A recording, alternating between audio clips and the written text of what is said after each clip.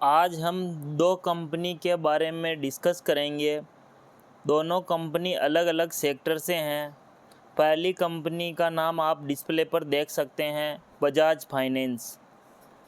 यह company NBFC company है और यह मार्केट लीडर कंपनी है, जिसका प्राइस 6828 रुपये है।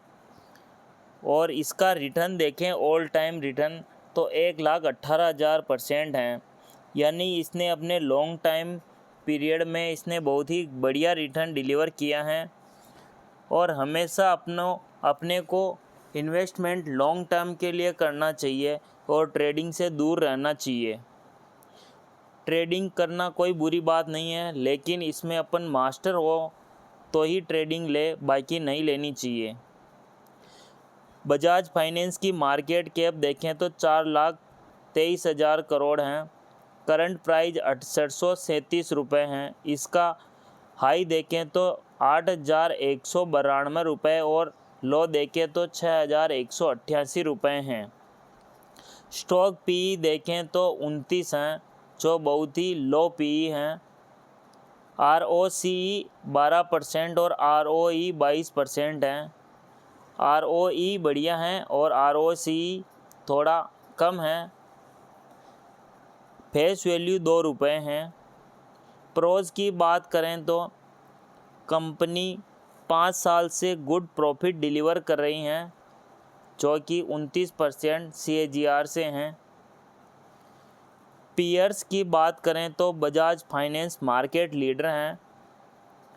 इसके पीयर्स में Bajaj Finserv, Jio finance, Cholamandalam finance, Shriram finance, Bajaj holdings और HDFC AMC हैं। मीडियन पीई देखें तो 20-21 हैं और बजाज फाइनेंस का पीई 29 हैं। पीई के हिसाब से स्टॉक अभी बहुत ही बढ़िया बाइंग रेंज में है। Bajaj finance year on year बढ़िया प्रॉफिट डिलीवर कर रहा है। नेट प्रॉफिट देख सकते हैं आप।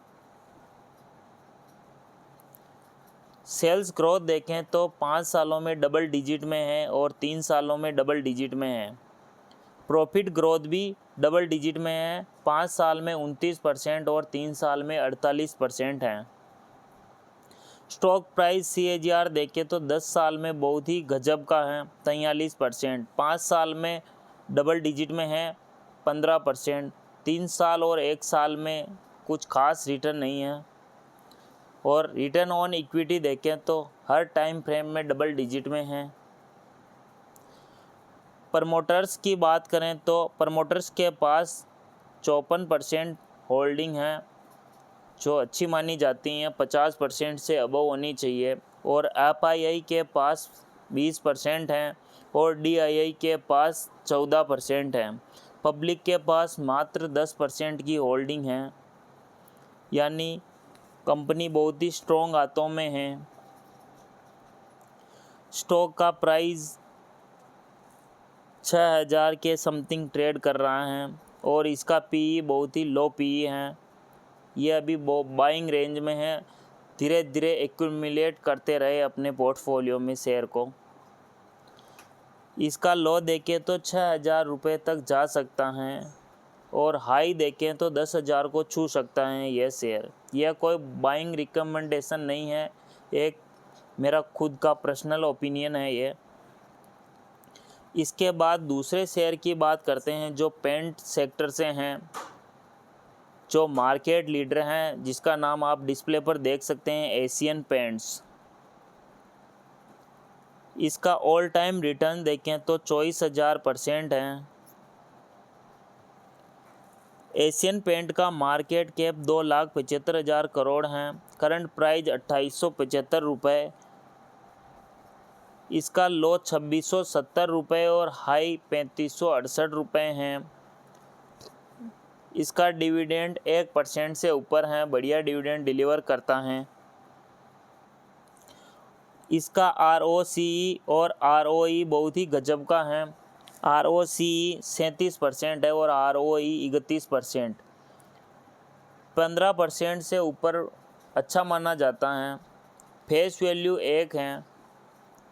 कंपनी के प्रोज की बात करें तो कंपनी हेल्थी डिविडेंड पे कर रही हैं और गुड प्रॉफिट डिलीवर कर रही हैं 5 सालों से।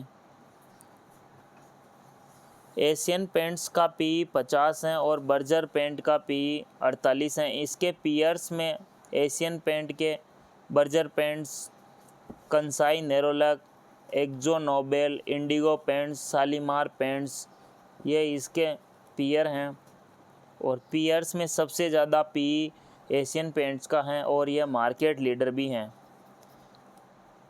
आपके पोर्टफोलियो में हमेशा मार्केट लीडर ही शेयर होना चाहिए ताकि गिरावट में ज़्यादा ना गिरें और आपके पोर्टफोलियो को संभाल के रखें। और इस मीडियन पी देखें तो 43-44 हैं। यह अपने लो पी के आसपास ट्रेड कर रहा है एशियन पेंट। सेल्स ग्रोथ देखें तो 10 सालों में 11%, 5 साल में 13% और 3 साल में 18% है। कंपाउंडेड प्रॉफिट ग्रोथ देखें तो 16%, 10 सालों में, 5 साल में 21% और 3 साल में 20% है, डबल डिजिट में है। स्टॉक प्राइस CAGR देखें तो 10 सालों का 19% और 5 सालों का 16%। 3 साल और 1 साल में अभी तक कंपनी ने कोई भी रिटर्न नहीं दिया है। और रिटर्न ऑन इक्विटी देखें तो हर टाइम फ्रेम में डबल डिजिट में है। प्रमोटर्स की बात करें तो 52% होल्डिंग प्रमोटर्स की हैं। FII के पास 15-16% और DII के पास 11% की होल्डिंग है। पब्लिक के पास 20% की होल्डिंग है। शेयर प्राइस फोरकास्ट देखें तो यह शेयर 2200 तक जा सकता है लो, और हाई में देखें तो 3804 तक जा सकता है। स्टॉक अभी बहुत ही लो PE पर ट्रेड कर रहा है। यह दोनों कंपनी आपके पोर्टफोलियो में ज़रूर होनी चाहिए और दोनों कंपनी अपने अपने सेक्टर की लीडर हैं। एशियन पेंट सेक्टर का लीडर हैं और बजाज फाइनेंस अपने NBFC का लीडर हैं। यह दोनों कंपनी आपके पोर्टफोलियो में ज़रूर होनी चाहिए। दोनों कंपनी बहुत ही स्लो ग्रोथ देगी लेकिन आपके पोर्टफोलियो को गिरावट में संभाल कर रखेगी। जितनी small cap mid cap company growth देती है उतनी ग्रोथ यह डिलीवर नहीं कर पाएंगे, लेकिन लार्ज कैप स्टॉक ज़्यादा होने चाहिए अपने पोर्टफोलियो में।